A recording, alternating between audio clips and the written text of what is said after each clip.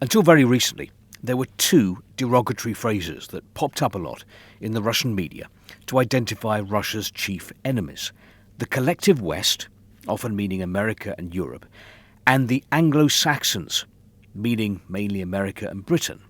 However, the thaw in US-Russian relations and the tensions between Donald Trump's America and Europe have for now changed the official narrative here and the language. Suddenly, the collective West doesn't seem very collective anymore, and Moscow no longer identifies the US and the UK as one and the same. So, in the eyes of Moscow, who is the enemy now? Well, I'm seeing this phrase a lot now: the old world, meaning Europe, often with a negative connotation. Vladimir Putin talks about a section of the Western elite which is determined to preserve instability. Also, references to the party of war in Europe, which hates Russia and Trump. Regarding enemies, in the Russian government paper Rossiyskaya Gazeta today, there's an interview with Konstantin Simonov from Moscow's Financial University. He writes, Trump's America has two ideological enemies. The first is obvious: China. The second's a surprise: Europe. We're used to the term collective West, but suddenly it turns out that the West is more diverse. Now Europe and the US are on opposite sides of the barricades. For us, the divorce between the US and Europe is a political plus. But we shouldn't delude ourselves.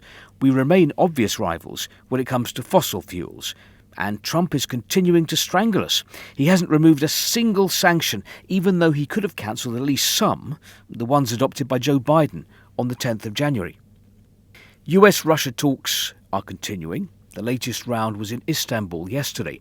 Izvestia writes, this time the delegations discussed restoring the normal operation of embassies. Komsomolskaya Pravda quotes Vladimir Putin as saying that initial contacts with the Trump administration inspire hope.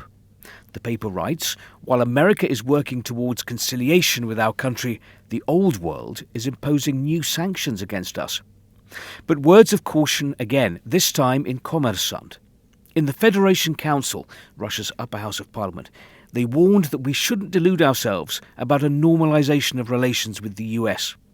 Parliamentarians called on Russians not to fall into naive optimism. After all, there are still differences in the US-Russian positions on Ukraine. Reporting what Donald Trump has said, Nezavisime Gazeta's headline, the US wants to help Ukraine return lost territories.